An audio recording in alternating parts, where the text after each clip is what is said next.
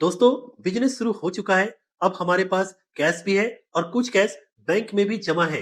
अब बिजनेस करेंगे तो खर्चा तो होगा ही, जैसे इलेक्ट्रिक बिल, रेंट, सैलरी या बिजनेस के दूसरे खर्चे। लेकिन अब सवाल ये है कि इन खर्चों की एंट्री हम टेली प्राइम में कैसे करते हैं। आज के इस वीडियो में हम पेमेंट वाउचर में कैश और बैंक दोनों से पेमेंट करना सीखेंगे। मैं हूं विजय कुमार और आप देख रहे हैं टेक्नोलॉजी एंड टारगेट। चलिए आज का वीडियो शुरू करते हैं। आप देख सकते हैं कि पेमेंट वाउचर के एंट्री को समझाने के लिए मैंने यहाँ पर दो ट्रांजैक्शन लिख रखे हैं। हमारा सबसे पहला ट्रांजैक्शन है एंट्री 1 में कि हमने इलेक्ट्रिक बिल 5,000 रुपया कैश पेड किया। उसी तरह से हमारा यहाँ पर दूसरा ट्रांजैक्शन है कि हमने 25,000 रुपया सैलरी दिया है, लेकिन यह सैलरी हमने अपने बैंक अकाउंट से दिया है। अब हमें इन दोनों की एंट्री पेमेंट वाउचर में करनी है। तो इसके लिए सबसे पहले आपको इस गेटवे ऑफ टैली में यहाँ मिलता है वाउचर का ऑप्शन। इसके ऊपर आपको क्लिक करना है। वाउचर पर क्लिक करने के बाद अगर यहाँ पेमेंट वाउचर न आए तो आप देख सकते हैं यहाँ पर आपको एक ऑप्शन मिल जाता है पेमेंट वाउचर का। इसके ऊपर आपको क्लिक कर देना है या फिर आप अपने कीबोर्ड से F5 की भी दबा सकते हैं। अब हमें पहली एंट्री पेमेंट वाउचर में करनी है। हमारी पहली एंट्री जो है यह है कि इलेक्ट्रिक बिल हमने 5,000 रुपया कैश पेड किया है। तो एंट्री करने से पहले आपको यहाँ जानना पड़ेगा कि इस ट्रांजैक्शन में दो लेजर क्या क्या है। तो मेरा यहाँ सबसे पहला लेजर हो जाएगा इलेक्ट्रिक बिल का, यानी हमें एक इलेक्ट्रिक बिल का खाता बनाना पड़ेगा। और दूसरा, चूंकि हम यहाँ पर कैश पेड कर रहे हैं, इसलिए दूसरा अकाउंट जो होगा वो हमारा कैश अकाउंट होगा। यानी हमारी जो ये एंट्री है हमें दो खातों में करना पड़ेगा, एक इलेक्ट्रिक बिल का खाता में और दूसरा कैश अकाउंट के खाता में। और हमने पेमेंट वाउचर यहाँ पर खोल रखा है। और अब आप देख सकते हैं कि पेमेंट वाउचर में यहाँ सबसे पहले डेबिट लिखा हुआ आ रहा है। तो अब आपको सोचना है इन दोनों में से किस खाता को डेबिट करना है। तो डेबिट करने से पहले आपको इन दोनों खाता का प्रकार और इनका नियम पता होना चाहिए। सबसे पहले हम बात करेंगे इलेक्ट्रिक बिल खाते की। इलेक्ट्रिक बिल का खाता जो है यह एक नॉमिनल अकाउंट होता है और नॉमिनल अकाउंट का नियम होता है debit all expenses and losses and credit all incomes and gains. यानी सभी एक्सपेंसेस और लॉसेस को डेबिट करना है और सभी इनकम्स और गेन्स को क्रेडिट करना है। तो यहाँ इलेक्ट्रिक बिल जो है ये हमारे लिए बिजनेस का एक खर्चा है, इसलिए हम इलेक्ट्रिक बिल को यहाँ डेबिट वाले घर में लिखेंगे। और कैश के बारे में हमने सीखा था कि कैश जो है ये रियल अकाउंट होता है और रियल अकाउंट का नियम होता है कि debit what comes in and credit what goes out. यानी जो आए उसे डेबिट करो और जो चला जाए उसे क्रेडिट करो। तो यहाँ हमारा कैश जो है हमारे व्यवसाय से निकलकर चला जा रहा है, इसलिए हम कैश को क्रेडिट करेंगे। अब डेबिट और क्रेडिट के नियम को सीखने के बाद अब हम यहाँ जब इलेक्ट्रिक बिल अकाउंट को डेबिट करने आते हैं तो हमारा इलेक्ट्रिक बिल का अकाउंट अर्थात खाता यहाँ है ही नहीं।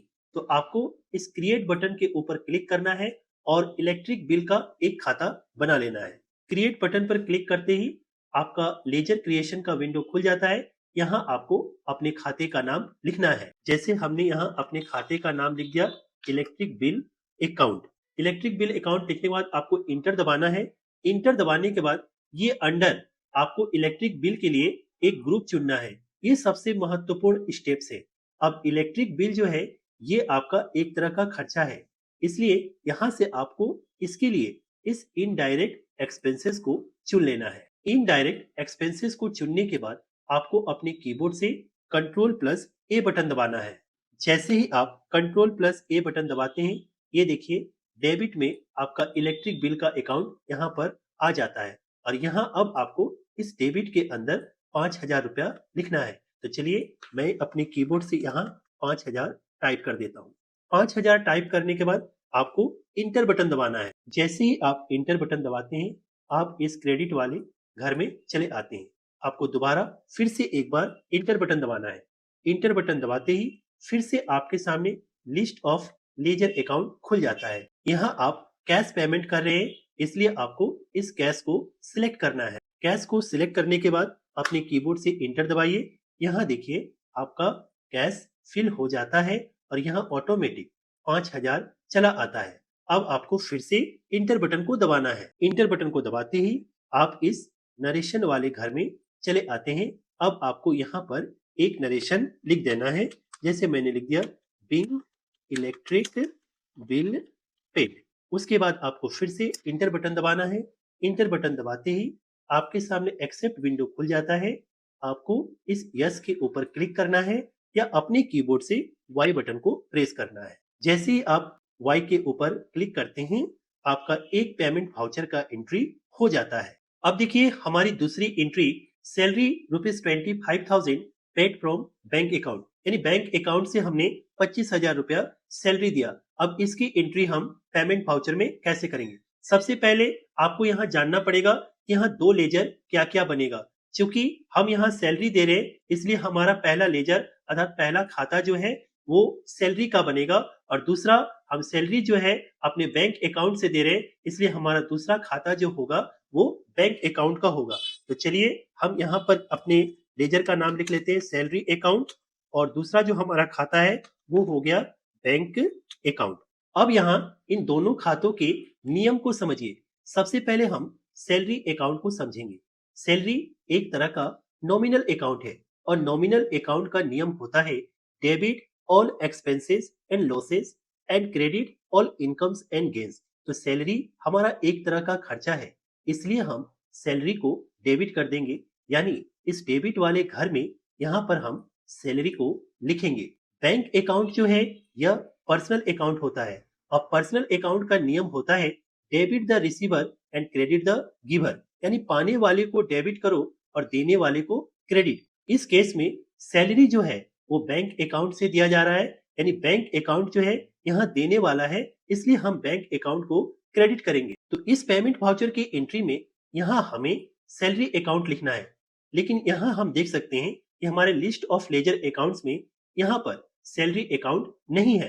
तो हम इस क्रिएट के ऊपर क्लिक करके एक सैलरी अकाउंट बना लेंगे। क्रिएट पर क्लिक करते ही हमारा लेजर क्रिएशन का विंडो खुल जाता है।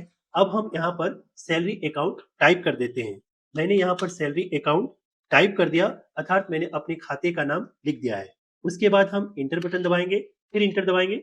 इंटर दबाते ही फिर से हमारे सामने ये अंडर का ऑप्शन आता है, और यहाँ हमें सैलरी अकाउंट के लिए एक ग्रुप सिलेक्ट करना है। तो यहाँ देख सकते हैं आपके सामने लिस्ट ऑफ ग्रुप खुल गया है।